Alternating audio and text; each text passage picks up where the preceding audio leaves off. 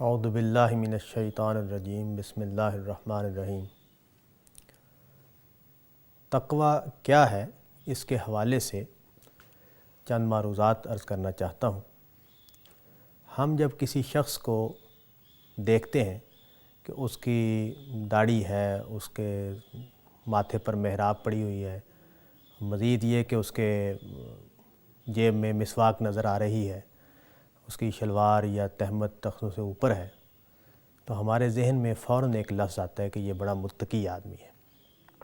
ہمارا یہ نفسیاتی سانچہ بنا ہوا ہے، اور ہم اسی طرح سوچتے ہیں کہ جو لوگ سوسائٹی میں موجود ہیں، ان میں سے وہ لوگ جنہوں نے ایک خاص حلیہ اختیار کیا ہوا ہے، خاص طریقے سے عمل کرتے ہیں، ان کے جسم پر کچھ چیزیں نظر آتی ہیں جو ان کو سوسائٹی سے الگ رکھتی ہیں، سوسائٹی سے نمایاں کرتی ہیں، ان لوگوں کے بارے میں ہمارا یہ خیال ہوتا ہے کہ یہ متقی لوگ ہیں، یہ دنیا دار لوگ نہیں ہیں۔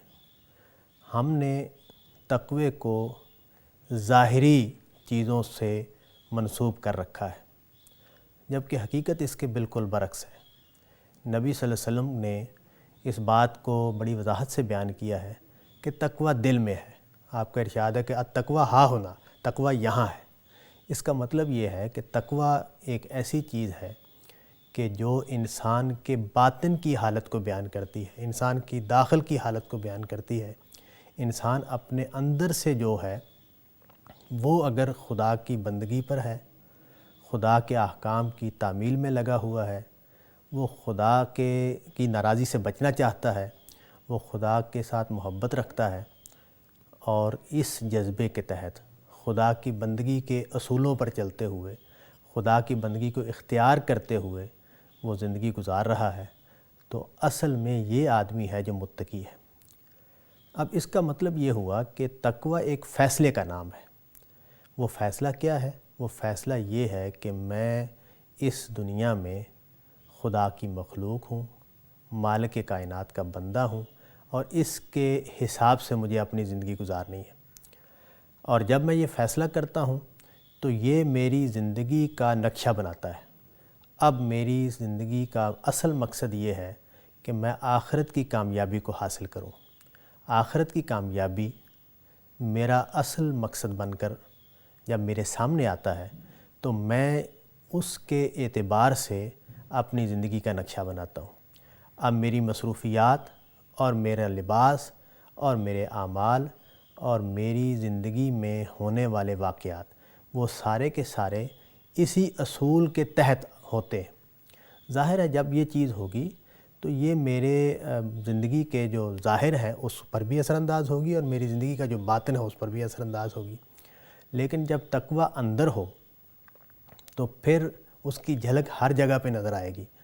ہمارے استاد مولانا امین احسن اصلاحی نے یہ لکھا ہے کہ تقوی ایک چراغ ہے، اور وہ چراغ اگر گھر کے کسی کونے میں رکھ دیا جائے تو اس کی روشنی محدود جگہ پر پڑے گی، اور اگر اس کو مرکزی جگہ پر رکھ دیا جائے تو اس کی روشنی ہر جگہ پر پڑے گی۔ تو تقوی بھی اصل میں روشنی ہے، اور اس کو رکھنے کی جگہ دل ہے۔ اس کو اگر ہم نے لباس میں یا مسواک میں یا ٹخن و شلوار کو اونچا کرنے میں رکھ دیا تو یہ اس کا وہ استعمال ہے کہ ہم نے اس کو کسی کونے میں لگا دیا، اس کا ایک محدود سا اثر ہماری شخصیت پر آ گیا، وہ ہماری زندگی کو چلانے والی چیز بن کر سامنے نہیں آتا۔ تو جب ہم تقوی کا چراغ اپنے دل میں جلائیں گے تو اس کے نتیجے میں ہماری زندگی، ساری کی ساری زندگی خدا کے دین کے تابع ہو جائے گی۔ ہم خدا کے احکام کے مطابق اپنی زندگی گزاریں گے۔ پھر یہ ہماری عبادات ہی میں تبدیل نہیں ہوگی، ہمارے اخلاق کو بھی سنوارے گی، ہمارے معاملات کو بھی سنوارے گی، اور ہمیں ایک سنجیدہ آدمی بنائے گی، ہمیں حق کا سچا طالب بنائے گی۔ ہم کسی چیز کو حق ہونے کی بنیاد پر قبول کرنے والے بن جائیں گے، ہم کسی عمل کو خدا کی رضا حاصل کرنے کے لیے اختیار کرنے والے بن جائیں گے۔ یہ وہ چیز ہے جس کو تقوی کہتے ہیں، اور اسی چیز کو اختیار کرنے کے لیے خدا نے ہمیں حکم دیا ہے۔ سورہ بقرہ میں یہ بات شروع ہی میں کہہ دی گئی کہ قرآن متقیوں کے لیے ہدایت ہے۔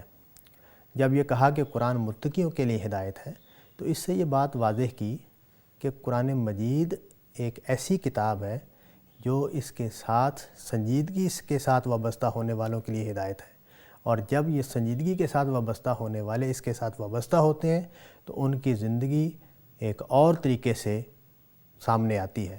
اس کو بتایا کہ وہ پھر نماز پڑھنے والے ہوتے ہیں، وہ خدا کی راہ میں خرچ کرنے والے ہوتے ہیں، وہ تمام انبیاء پر ایمان لانے والے ہوتے ہیں، وہ آخرت پر یقین رکھنے والے ہوتے ہیں۔ پھر فرمایا اور سب سے بڑی خوشخبری دی کہ یہی وہ لوگ ہیں جو اپنے پروردگار کی طرف سے ہدایت پر ہیں، اور پھر فرمایا کہ یہی وہ لوگ ہیں جو آخرت میں کامیاب ہوں گے۔ اللہ تعالیٰ سے دعا ہے کہ وہ ہمیں ایسا ہی متقی بننے کی توفیق عطا فرمائے۔ وآخر دعوانا ان الحمد للہ رب العالمین۔